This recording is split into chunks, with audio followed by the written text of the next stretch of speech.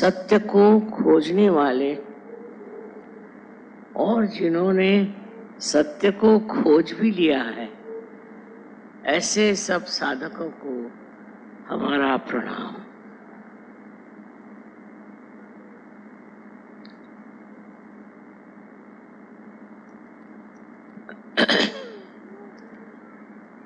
दिल्ली में इतने व्यापक रूप में सहयोग फैला हुआ है कि एक जमाने में तो विश्वास ही नहीं होता था कि दिल्ली में 2-4 भी सहयोगी मिलेंगे। यहाँ का वातावरण ऐसा उस वक्त था कि जब लोग सत्ता के पीछे दौड़ रहे थे और व्यावसायिक लोग पैसे के पीछे दौड़ रहे थे। तो मैं ये सोचती थी कि ये लोग अपने आत्मा की ओर कब मुड़ेंगे। पर देखा गया कि सत्ता के पीछे दौड़ने से वो सारी दौड़ निष्फल हो जाती, थोड़े दिन टिकती है। न जाने कितने लोग सत्ताधारी हुए और कितने उसमें से उतर गए। उसी तरह जो लोग धन प्राप्ति के लिए जीवन बिताते हैं, उनका भी हाल वही हो जाता है, क्योंकि कोई सी भी चीज जो हमारे वास्तविकता से दूर है, उसके तरफ जाने से अंत में यही सिद्ध होता है कि ये वास्तविकता नहीं। उसका सुख, उसका आनंद क्षण भर में भंगुर हो जाता है, खत्म हो जाता है। और इसी वजह से मैं देखती हूँ कि दिल्ली में इस कदर लोगों में जागृति आ गई है। ये जागृति आपकी अपनी संपत्ति है, ये आपके अपने शुद्ध हृदय से पाई हुई प्रेम की बरसात। इसमें न जाने हमारा लेना देना कितना, किंतु समझने की बात यह है कि अगर आपके अंदर ये सूझबूझ नहीं होती तो इस तरह से ये कार्य संपन्न नहीं हो सकता। इसमें एक ही समझना है कि अनेक संतों ने इस देश में मेहनत की, हर एक के घर घर में उनके बारे में चर्चा होती है और उन संतों के बारे में बहुत कुछ मालूमात बुजुर्गों के तो है ही, पर बच्चों को भी हो जाती। धीरे धीरे ये बात जमती है कि आखिर ये लोग ऐसे कौन थे जिन्होंने इतना परमार्थ साध्य किया। पता नहीं कैसे इतने व्यावसायिक लोग जिनका सारा ध्यान रात दिन पैसा कमाने में, सत्ता कमाने में जाता है, वो मुड़कर सहयोग में आ गए, क्योंकि उनकी जो वो खोज थी उसमें आनंद नहीं था, उसमें सुकून नहीं था,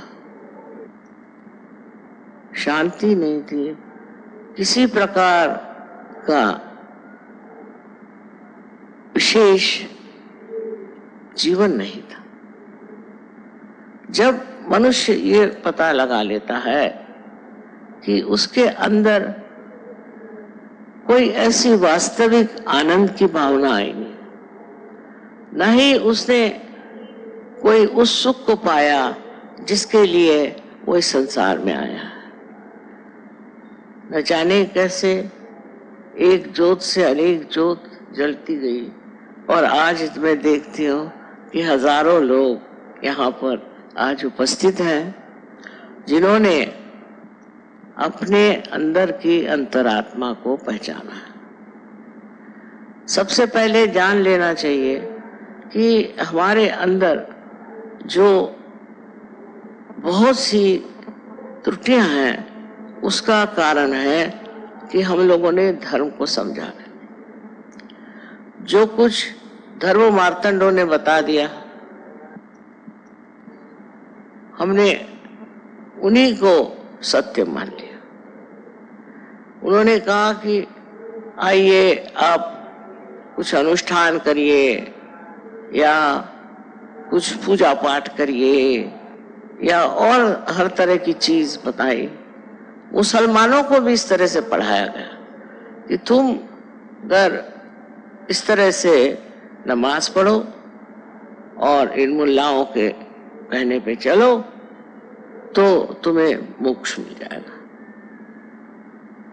अब मनुष्य सोचने लगा कि ऐसा तो कुछ हुआ नहीं, ऐसी तो कोई प्राप्ति हुई नहीं, फिर ये है क्या?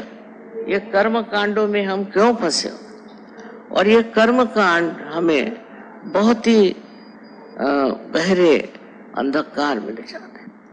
हम लोग सोचते हैं कि इस कर्म कांड से हम कुछ पालेंगे, सो किसी ने पाया नहीं। जन्म जन्मांतर से लोगों ने कितने कर्म कांड किए हैं, उन्होंने क्या पाया?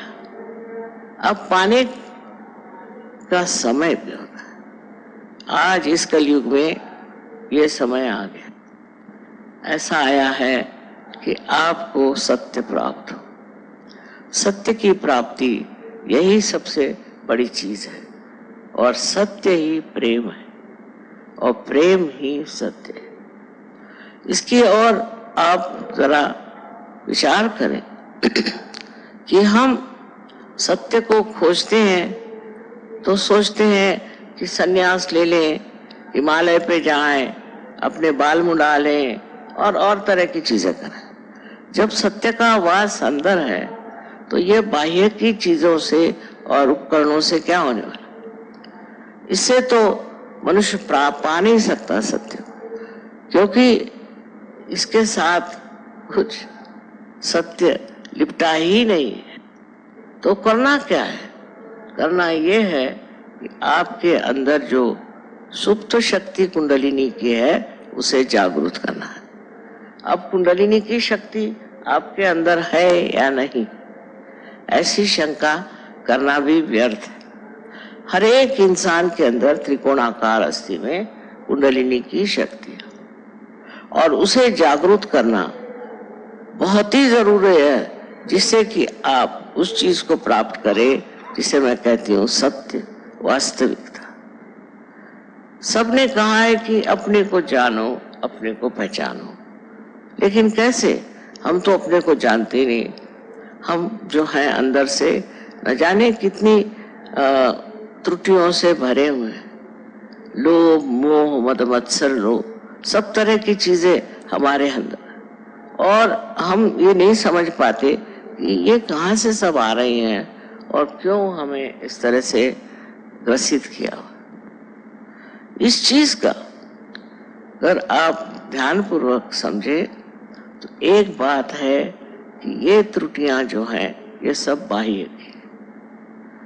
आत्मा शुद्ध निरंतर, उसके ऊपर कोई भी तरह की लांछना नहीं आती, और जब ये आई है तो ये किसी वजह से आई होगी। हो सकता है कि आपकी परंपरागत ही आई, पूर्व जन्म से आई, माँ बाप से आई, समाज से आई, न जाने कहाँ कहाँ से ये सब चीजें आपके अंदर समाविष्ट हुई।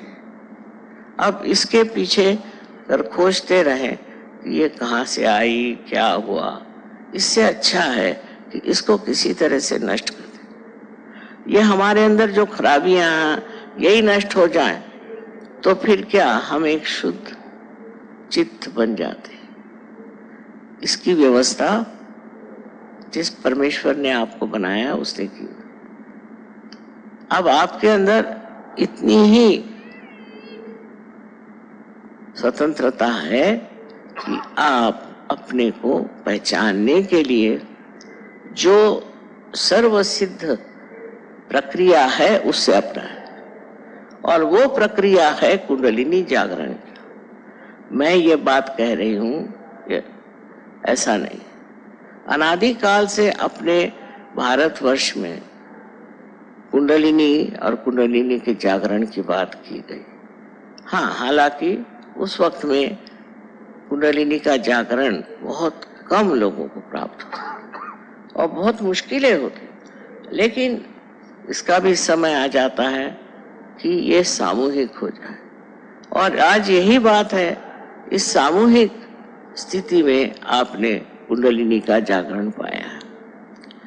अब इस सामूहिक स्थिति पे आकर के जब आप इस कुंडलिनी के जागरण से प्लावित हुए और जब आपके अंदर एक विशेष रूप का चैतन्य स्वरूप व्यक्तित्व प्रकट हुआ है, उस वक्त आपको ये सोचना चाहिए कि वास्तविक मैं तो ये हूं और आज तक न जाने किस चीज के पीछे मैं भ्रामकता में मैं चल रहा था।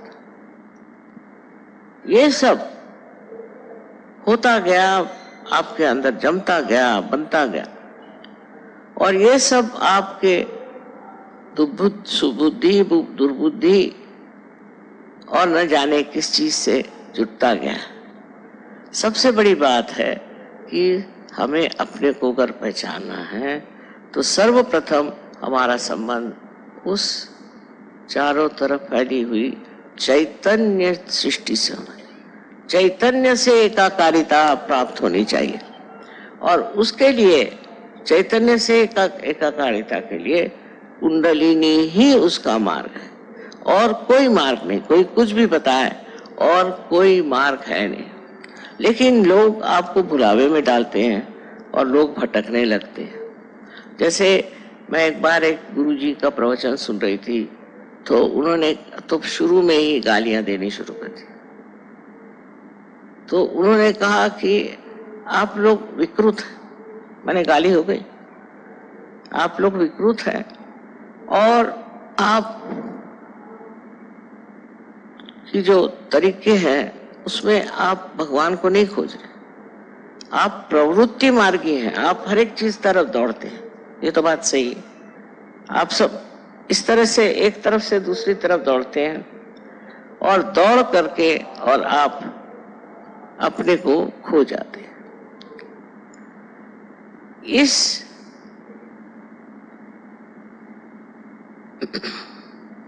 इस दौड़ में इस तरह के प्रवृत्ति में हमारी सारी ही शक्ति नष्ट हो जाती। आज ये चाहिए तो कल वो चाहिए, तो परसों वो चाहिए, भाग रहे इधर से उधर, उधर से उधर, उधर से उधर। अब ये जो उन्होंने गाली बक दी कि आप प्रवृत्ति मार्गी हैं, उसको लोग मान लेते हैं कि अच्छा हम प्रवृत्ति मार्गी हैं, और वो दूसरों के लिए कहते हैं कि आप निवृत्ति मार्गी हैं नहीं, तो आप क्यों आत्मा को प्राप्त कर रहे हो? अगर आप निवृत्ति मार्गी हैं, माने आपकी जो वृत्ति इधर उधर नहीं दौड़ती, तो आप आत्मा को प्राप्त कर सकते हैं।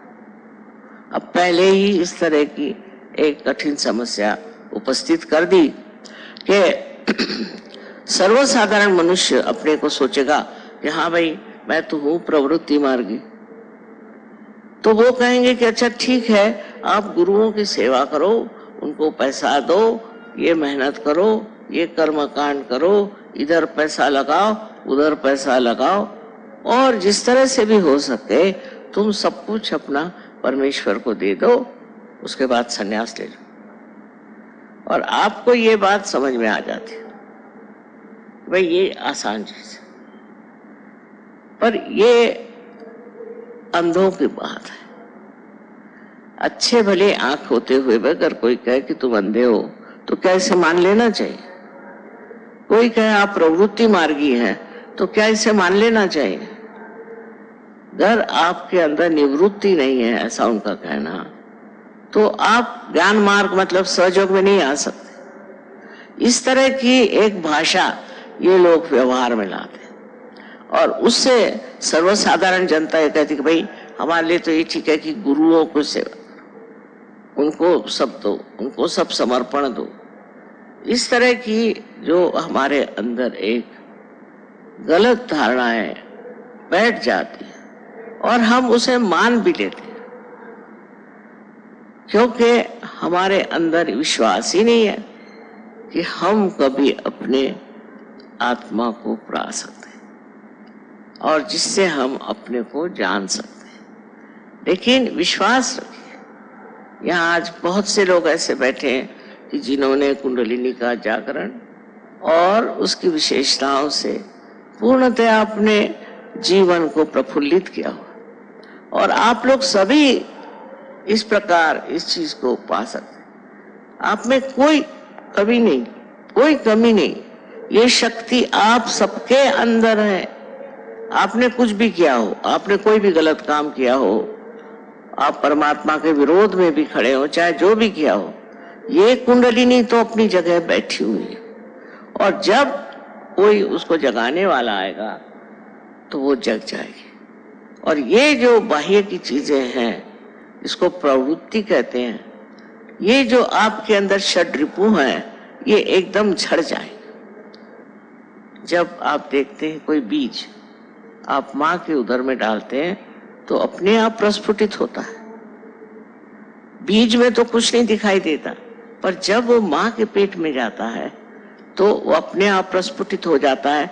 इतना ही नहीं, पर उसके अंग प्रत्यंग में जीवन आ जाता है।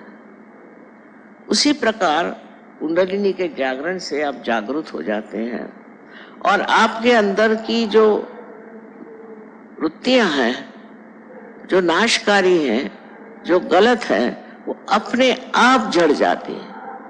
ये बड़ा आश्चर्य का विषय है, किंतु ऐसे बड़ी आश्चर्य की बात नहीं, क्योंकि ये घोर कलयुग है, ये घोर कलयुग है, और इसके प्रताप से न जाने कितने लोग झुलस गए, और अब इसी कलयुग में ये कार्य होने वाला है, और इसी कलयुग में आप इसे प्राप्त करने वाले हैं, और उस परम तत्व को आप प्राप्त करने वाले हैं जो आपके अंदर आत्मा स्वरूप विराजित है। उसके प्रकाश में आप अपने को जानेंगे। आप जानेंगे कि आपके अंदर से कौन से दोष गिर गए, और अब आप शुद्ध चित्त वाले आत्मा स्वरूप हो गए। इसको जब आप जान लेंगे कि आपकी ये स्थिति है और यही सच्चाई है, तो जितनी झूठी बातें हैं आप छोड़ देंगे। उससे क्या फायदा? किसी भी झूठी बात को साथ लेकर के आप कहाँ जा सकते हैं? पर तब तक झूठ नहीं दिखाई देता जब तक आपकी आत्मा जागृत नहीं होती। आत्मा के प्रकाश में ही आप उस झूठ को समझ सकते हैं जो आपको हर तरह से भुलावे में रखता है, और इस भुलावे में हर तरह के लोग घूम रहे हैं। आप दुनिया की तरफ नजर करें, किसी भी धर्म का नाम लेकर के आज लड़ रहे हैं। अरे भाई, जब धर्म है, जब एक ही परमात्मा है, तो लड़ क्यों रहे हो? पर इस तरह के भुलावे तैयार हो जाते हैं, दिमागी जमा खर्च ऐसा बन जाता है, और उसको लोग अपना लेते हैं। उसका कारण यही है कि उनकी समझ में अभी प्रकाश नहीं। जब कुंडलिनी का जागरण होता है तो आपका संबंध उस परम चैतन्य की शक्ति से हो जाता है, और ये संबंध बड़ा माना हुआ। आइंस्टीन जैसे इतने बड़े साइंटिस्ट ने यह कहा है कि जब आपका संबंध टॉर्शन एरिया उसको कहते होता है, तो अकस्मात ऐसी चीजें होती हैं, इस तरह से आप शांत चित्त हो जाते हैं कि उस शांत चित्त में न जाने कितनी उपलब्धियां होती हैं, और कितने तरह के नए नए आपको प्रयोग मिलते हैं, और नई नई उपलब्धियां होती हैं। ये सारी चीजें होते हुए भी जब लोग बार बार जग कर सो जाते हैं और सोकर फिर जगते हैं, ऐसी भी दशा चलती है। ऐसे लोग नहीं होते कि जो एक बार पार हो गए सो। उसके बाद उनकी गहनता कितनी है इस पर निर्भर है। अगर आप गहन हैं तो ये चीज आपके अंदर जब जागृत होती है तो उसका बड़ा गहन अनुभव होता है। आप एकदम निर्विचारिता में चले जाते। आज ही मैं बता रही थी कि मनुष्य विचार क्यों करता है, हर समय हर एक चीज पे देखना और उस पे विचार करना। कोई चीज है, जैसे ये अब कारपेट है, ये कहाँ से आई होगी, कितने की होगी, क्या होगा, दुनिया भर की झंझटें इसके लिए होगी। बजाय इसके को इतना सुंदर है, इसका सौंदर्य, उसका आनंद ले, मनुष्य सोचते ही रहता है। और इस तरह के सोच विचार से मनुष्य कभी कभी पगला भी जाता है। तो किसी भी चीज के और देखकर उस पर प्रक्रिया करना, रिएक्ट करना, इससे बढ़ के और कोई गलती नहीं। क्योंकि जो आप प्रक्रिया कर रहे हैं या रिएक्ट कर रहे हैं किसी चीज पर, तो वो आप अपने अहंकार के कारण या आपके अंदर जो सुप्त चेतन है, जिसे कि कंडीशनिंग कहते हैं, उसके कारण कर रहे हैं। आप इसलिए नहीं कर रहे हैं कि आप उसे पूरी तरह से देख रहे हैं। वो साक्षी स्वरूपत्व आपने, उस चीज को आप पूरी तरह से देखें। अगर आप पूरी तरह से उसे देख सकते हैं तो उस चीज का आनंद आपके अंदर पूरी तरह से समा जाए। सबसे तो बड़ी बात यह है कि इस दशा में आने की बात बहुतों ने कही, मैं कह रही हूँ ऐसी बात नहीं, पर वो बहुत से लोग समझ नहीं पाए होंगे या उस वक्त ये भी सोचा होगा कि ये कैसे हो सकता है, हम तो एक मानव हैं, ये कैसे हो सकता है। कुंडलिनी के जागरण से सब हो सकता है। और जब कुंडलिनी आप सबके अंदर वास्तव्य किए हुए, जब वो स्थित है वहां, तो सिर्फ उसके जागरण की बात है। ये आपका धरोहर, ये आपकी अपनी चीज है जिसे आपने खरीदी नहीं, उसके लिए कोई पैसा नहीं दिया, उसके लिए किसी भी तरह की याचना नहीं की, वो अंदर है, वो स्थित है। सिर्फ उसकी जागृति होने का विचार होना चाहिए। अब ये कुंडलिनी शक्ति जो है, ये आपकी बड़ी शुद्ध इच्छा है। शुद्ध इच्छा हमारे यहाँ कोई है नहीं। जैसे कोई साहब वो कहेंगे, साहब मैं चाहता हूं कि मेरे पास एक मोटर आ जाए। अच्छा भाई, आ गई मोटर, तो उसका आनंद ही नहीं उठाया, फिर लगे दूसरा कुछ ढूंढने, फिर वो चीज हो गई तो फिर लगी तीसरी चीज। तो इसका मतलब आपकी जो इच्छाएं शुद्ध नहीं थी। अगर वो शुद्ध इच्छा होती तो आप तृप्त हो जाते। ये कुंडलिनी शक्ति आपकी शुद्ध इच्छा है और ये परमेश्वरी इच्छा है। ये जब आपके अंदर जागृत हो जाती है तो आप तृप्त हो जाते हैं। तृप्त हो जाते माने आप सोचते हैं कि ये जो मेरा मन ये चाहिए वो चाहिए वो चाहिए करता था, उसके जगह अब मैं ऐसे सुंदर बाग में आ गया हूँ जहाँ सुगंध ही सुगंध, आनंद ही आनंद, शांति ही शांति और प्रेम ही प्रेम बसा। ये जब स्थिति आपकी आ जाती तो फिर आप मुड़ के नहीं देखते उधर जो गलत चीज है। अधिकतर होते हैं ऐसे भी लोग, तो भी कुछ फिर गिरते हैं, फिर उठते हैं, फिर गिरते हैं।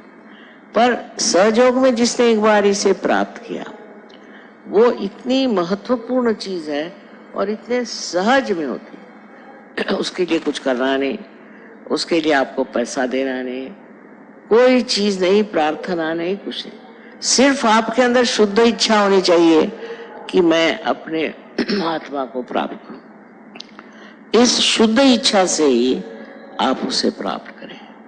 सिर्फ मन में यही एक इच्छा रखें कि मेरी कुंडलिनी जागृत हो जाए। ये इच्छा ही इतनी प्रबल है कि उससे अनेक लोग अनेक देशों में मैंने देखा कि एकदम से पार हो गए। जैसे एक देश है बेनिन, वहां पर पहले वो मुसलमान लोग थे और वो फ्रेंच लोगों से इतने घबरा गए थे कि उन्होंने मुसलमान धर्म ले लिया। वो मुसलमान धर्म लेने के बाद वो संतुष्ट नहीं थे, वो उससे भी परेशान, उससे भी झगड़े, ये वो। पर जब उनको सहयोग मिल गया तो सब छोड़ छाड़ के अब मजे में है।